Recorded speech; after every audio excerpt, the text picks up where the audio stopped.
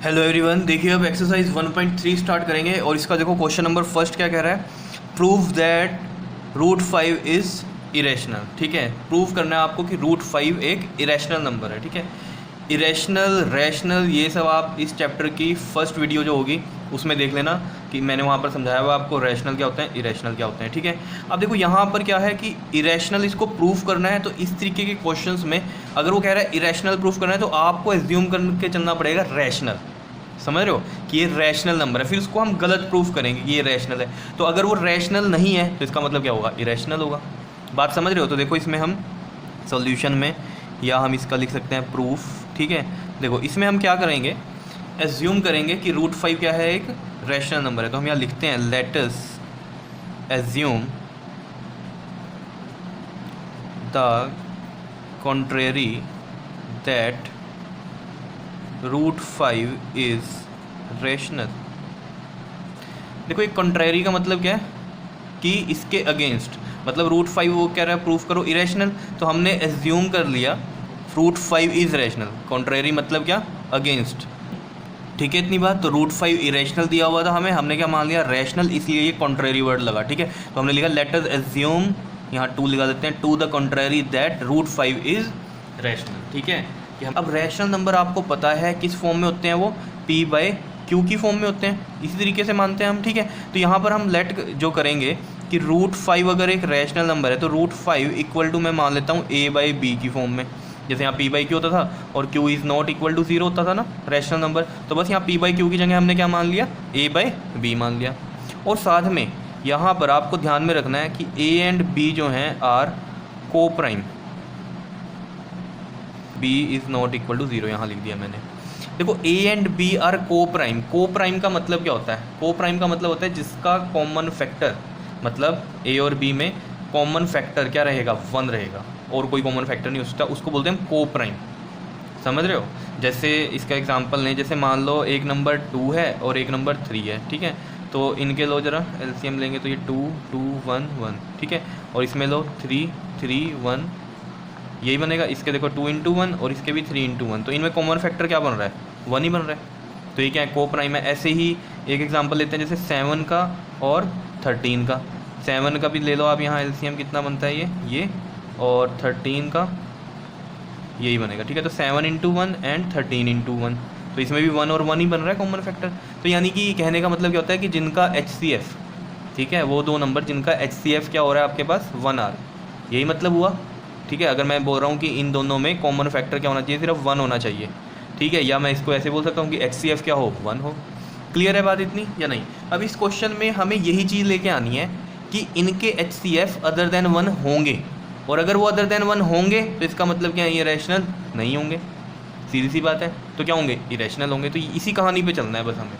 समझ रहे हो बात को या नहीं? तो देखो अब यहाँ से इसको इधर मल्टीप्लाई करो, ये बन गया B रूट 5 और इधर रह गया A।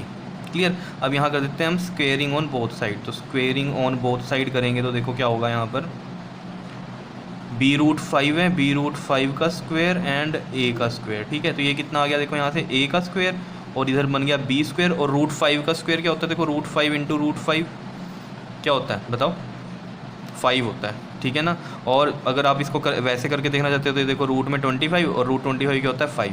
नहीं तो ऐसे भी कर सकते थे कि रूट 5 का स्क्वायर होता है, स्क्वायर रूट से कट जाता है तो 5 ही बचता है। ठीक है, तो मैं यहाँ पर क्या लिखूँगा, 5 लिख दूँगा। क्लियर है इतनी बात या नहीं, बताओ? और यहाँ से देखो ज़रा B square is equal to में कितना आ रहा है, A स्क्वायर बाय 5। अब देखो ये जब A स्क्वायर बाई 5 आ गया, इसका मतलब क्या है, ये A स्क्वायर जो है डिविजिबल है किससे, 5 से। और अगर A स्क्वायर डिविजिबल है 5 से तो A भी डिविजिबल है 5 से। अब ये चीज़ आपको कैसे पता चलेगी, ये आप देख लेना, 1.3 थ्योरम है आपके पास पेज नंबर 12 पर NCERT में। ठीक है, वहाँ पर लिखा हुआ है। मैं अभी समझा भी देता हूँ ये कि मतलब क्या होता है इसका। ठीक है, तो यहाँ पर हम क्या लिखेंगे, A square is divisible by 5, so A is also divisible by 5। ये बात यहाँ लिख दोगे या नहीं? ठीक है, ये सारा रफ वर्क है आपके पास, ये इधर वाला। ठीक है, ये सारा रफ में चल रहा है, इधर रफ ही काम करेंगे। क्लियर? इतनी बात समझ में आ रही है? ठीक है, अब देखो कई बच्चों को ये लगता है कि ऐसे कैसे हमने कह दिया कि A स्क्वायर डिविजिबल है 5 से। ठीक है। तो चलो यहाँ से अगर आपको क्लियर हो रही है तो अच्छी बात है, नहीं तो इसी इक्वेशन पे आओ, यहाँ 5b² इक्वल टू a²। ठीक है, ये जो नंबर है इसको मैं देखो अगर ऐसे लिख दूँ, यहाँ लिखता हूँ, देखो ये 5b² है ना, 5b² इक्वल टू a² है। ठीक है, इस इक्वेशन से देखो ये इस तरीके की इक्वेशन है, जैसे मान लो 5 इंटू में इधर 4 हो और इक्वल टू में ये 20 ऐसे आ जाए, समझ लो। ऐसी रफली एक एग्जांपल बता रहा हूँ आपको। तो देखो समझने की बात है कि ये वाला 5 इसको डिवाइड करेगा ही, ये जो इधर जो नंबर है इसको डिवाइड करेगा ही नहीं। अब आप डिवाइड कर लो इसको 5 से, 5 4 था 20 बनेगा, मतलब इधर जो भी नंबर है 4 से इसको कर लो डिवाइड, 4 5 था, समझ रहे हो। तो दोनों नंबर इसको डिवाइड करेंगे। तो यहाँ पर देखो b² था और इधर क्या है a² है। तो हमें साफ पता है कि इस तरीके के अगर प्रोडक्ट हो तो ये नंबर इसको क्या करेगा, डिवाइड करेगा ही करेगा। इस चीज़ से भी आप इसको समझ सकते हो, वैसे आपकी इच्छा है जैसे मर्जी। ठीक है, तो इसको मैं इक्वेशन ना 1 मान लेता हूँ यहाँ पर, क्लियर। और यहाँ से भी समझ में आ जाना चाहिए, जब a² के नीचे 5 आ रहा है तो ये a² क्या है, डिविजिबल है 5 से, क्लियर है इतनी बात। ठीक है, अब देखो अगर ये डिविजिबल है 5 से तो क्या मैं इसको ऐसे लिख सकता हूँ, सो a इक्वल टू में 5c, ऐसे मान सकता हूँ मैं 5c। कैसे, देखो अगर कोई नंबर डिवाइड हो रहा है, जैसे मान लो 10 डिवाइड हो रहा है किससे, 5 से मान लो, ठीक है। तो मैं ऐसे लिखूँगा इसको 10 और ये 5, 5 2 ज़ा 10, ऐसे यही लिखेंगे। अब देखो क्या मैं इसको ऐसे नहीं लिख सकता, इस 10 को ऐसे नहीं लिख सकता, 10 इक्वल टू में 5 इंटू में 2 लिख सकता हूँ ना। तो ये ऐसे ही यहाँ लिखा हमने, जैसे मान लो 10 ये a था और ये 5 से हो रहा था डिवाइड, तो 5 और ये जो भी फैक्टर था इसको हमने c मान लिया, क्योंकि हमारे पास a नहीं पता, तो a नहीं पता तो c भी नहीं पता। अब यहाँ तो मैंने a 10 मान लिया था, उसको 5 से डिवाइड किया तो मेरे पास ये 2 आ गया। तो इस लिखने का ढंग तो यही होता है ना, 10 इक्वल टू में 5 इंटू 2, इस तरीके से लिख सकते हैं। तो ऐसे ही इसको लिखा मैंने, a इक्वल टू में 5c, और c यहाँ पर कुछ भी हो सकता है, क्योंकि a पता होगा तो c पता ही चल जाना है। मान लो a 100 है तो 100 डिवाइड करो मान लो 5 से, तो 5 2 ज़ा 10 और फिर ये 0 है, एक और 0 लगेगी, समझ रहे हो बात को। तो 20, तो c 20 होगा। इसी तरीके से तो लिखेंगे इसको, जैसे 100 हो गया a और 5 इंटू में c कितना है 20 इक्वल हो रहा है। बात समझ रहे हो, ये कैसे लिखा मैंने a इक्वल टू में 5c, बस इतनी बात समझनी है कि कैसे लिखा है, क्लियर है। अब कुछ भी नहीं है, इस वैल्यू को पुट कर दो फर्स्ट में। तो मैं यहाँ लिखता हूँ put this value in equation first में पुट करो। देखो कितनी है इक्वेशन आपके पास, ये 5b² इक्वल टू में a²। तो यहाँ से a की वैल्यू पुट करते हैं हम 5b² और a की वैल्यू कितनी है 5c, तो ये यहाँ पुट कर दी हमने। ठीक है, तो देखो कितनी बनती है अब ये 5b² इधर है और 525 और c का स्क्वायर। ठीक है, b² इधर रहने देंगे, 25c² बाई 5 कितना हो गया 5 5 ज़ा 25, तो कितना बचा ये b² इक्वल टू बच गया आपके पास 5c²। तो यहाँ से देखो c² की वैल्यू क्या आएगी, b² बाई 5 ये आ रही है। ठीक है, इसका मतलब क्या है, b² डिविजिबल है किससे, 5 से, और अगर b² डिविजिबल है 5 से तो इसका मतलब b भी डिविजिबल होगा किससे, 5 से। कौन सी थ्योरम, 1.3 थ्योरम। ठीक है, अब देखो इसको मैं ऐसे लिख सकता हूँ c² इक्वल टू में b² बाई 5, और यहाँ पर क्या लिखेंगे हम, b² is divisible by 5, so b is also divisible by 5। समझ रहे हो बात को या नहीं। देखो अगर आप ये चीज़ नहीं समझ पा रहे हो तो थ्योरम 1.3 देखो क्या लिखी हुई है। चलो मैं बताता हूँ आपको थ्योरम 1.3 में क्या कहता है। देखो उस थ्योरम में वहाँ पर लिखा हुआ है कि let p be a prime number. ठीक है, प्राइम नंबर होगा, and if p divides a² then p divides a। समझ रहे हो, ये बात लिखी हुई है वहाँ पर, यानी कि अगर कोई प्राइम नंबर है और वो डिवाइड कर रहा है a² को, तो यानी कि वो a को भी डिवाइड करेगा। इसका मतलब ऐसे समझो, जैसे p कोई प्राइम नंबर है, मान लो p हो गया 5 इज़ प्राइम नंबर। ठीक है, और a हमने मान लिया, मान लो a मैंने मान लिया 10। ठीक है, तो देखो इसका स्क्वायर करो, a² का कितना हो गया 100। तो अब जो थ्योरम कह रही है वो क्या कह रही है कि अगर p कोई प्राइम नंबर है और वो a² को डिवाइड करता है मान लो, ठीक है, तो a² को मान लो मैंने डिवाइड किया 100 बाई 5, कितना आ गया ये 20, पूरा डिवाइड कर रहा है। तो वो कह रहा है इसका मतलब वो प्राइम नंबर a को भी डिवाइड करेगा। अब देख लो डिवाइड कर लो a को भी, 5 से 2 कट रहा है, समझ रहे हो। इसको और अच्छे से समझना है, और अच्छे से समझ लो। देखो जैसे मान लो p है आपके पास 3 है, ठीक है, क्या है 3 है, ठीक है, और a² मैं ले लेता हूँ 36। समझ रहे हो, क्योंकि कंडीशन यही है कि अगर ये पी ए स्क्वेयर को डिवाइड करेगा, अगर डिवाइड करेगा तो ए को भी डिवाइड करेगा, ये है कहानी। समझ रहे हो? अब कहीं यहाँ पर प्राइम नंबर 5 ले लो तो ये तो इसको डिवाइड करेगा ही नहीं ना।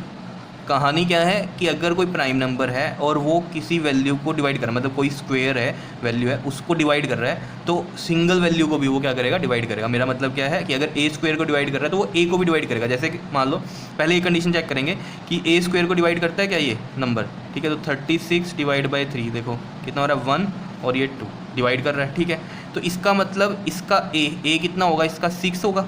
समझ लो 6 6 36 तभी स्क्वायर बना होगा ये, तो ए 6 होगा। तो इसका मतलब अगर वो ए स्क्वायर को डिवाइड कर रहा है तो ए को भी डिवाइड करेगा। अब देख लो 6/3 ये इसको भी डिवाइड कर रहा है। और यहाँ भी तो यही बात लिख रहे थे हम बार बार कि अगर B square is divisible by 5 तो इसका मतलब बी भी डिविजिबल होगा 5 से। कहानी आ रही है समझ में या नहीं, क्लियर हो रही है बात, ठीक है। तो ये आपको ध्यान देनी है पहले कि भाई कोई प्राइम नंबर अगर किसी के स्क्वायर को डिवाइड कर रहा है तो उसकी सिंपल वैल्यू को वो डिवाइड करेगा। समझ रहे हो? कई बच्चे इस चीज़ को समझते हैं बस प्राइम नंबर आ गया तो वो डिवाइड करेगा ही, ऐसा नहीं।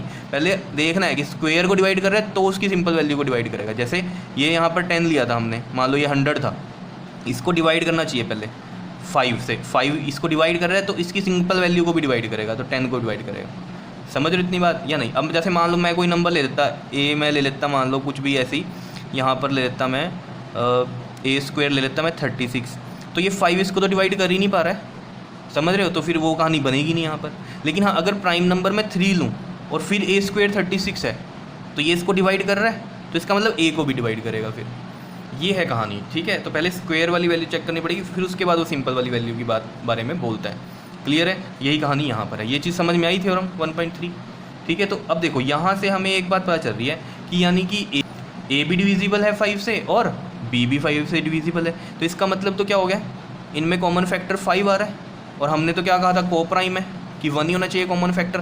तो इसका मतलब क्या है, ग्रेटर देन 1 आ रहा है कॉमन फैक्टर। तो इसका मतलब जो हमने एजम्पशंस किया वो क्या है, गलत की है।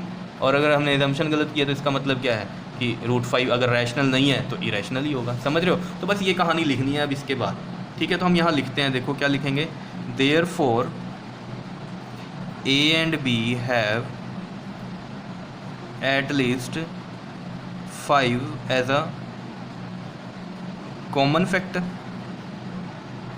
hence our assumption was wrong। ठीक है, हमारी assumption क्या हो गई, गलत हो गई।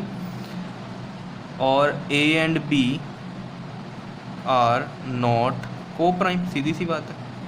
हमने क्या माने थे, वो को प्राइम माने थे और हमारी assumptions क्या हो गई, रॉन्ग हो गई कि A एंड B क्या हैं, को प्राइम नहीं है, सीधी सी बात है। और अगर ये को प्राइम नहीं है तो इसका मतलब क्या हुआ कि ये कॉन्ट्राडिक्ट कर रहे हैं कौन सा फैक्ट कि √5 रैशनल है। तो हम यहाँ लिख देंगे, ठीक है, यहाँ लिख देता हूँ मैं, देखो, सो दिस कॉन्ट्राडिक्ट, दिख रहा है ना सभी को, contradict the fact that √5 is rational. तो हम यहाँ लिख देंगे देयरफॉर √5 इज क्या है, इरेशनल है। समझ रहे हो बात को? ठीक है ना। आपने रेशनल ज्यूम किए थे, को प्राइम नंबर्स लिए थे और वो को प्राइम नहीं है क्योंकि उनके फैक्टर क्या बन रहे हैं, 5 बन रहे हैं। और को प्राइम में तो 1 ही होना चाहिए सिर्फ फैक्टर, क्योंकि देखो डिवाइड कर रहा है ना, ये भी इसको 5 से कर रहा है, इसको 5 से कर रहा है, यानी कि एक कॉमन फैक्टर बन रहा है इनका 5। तो फिर ये को प्राइम तो नहीं रहे, तो हमारी असम्पशन क्या हो गई, रॉन्ग हो गई, कॉन्ट्राडिक्ट हो रही है बात क्या कि √5 क्या है हमारा, रैशनल। तो इसका मतलब फिर क्या होगा, √5 क्या है, इरेशनल है। बस ऐसे कहानी लिखनी है आपको। ये बात समझ में आई है? बताओ मेन बात क्या थी। ये इसमें जो थ्योरम 1.3 यूज़ हो रही है इसको समझना है आपको कि कैसे यूज़ हो रही है। ठीक है, चलिए अब नेक्स्ट वीडियो में हम नेक्स्ट क्वेश्चन देखेंगे। Okay, thank you.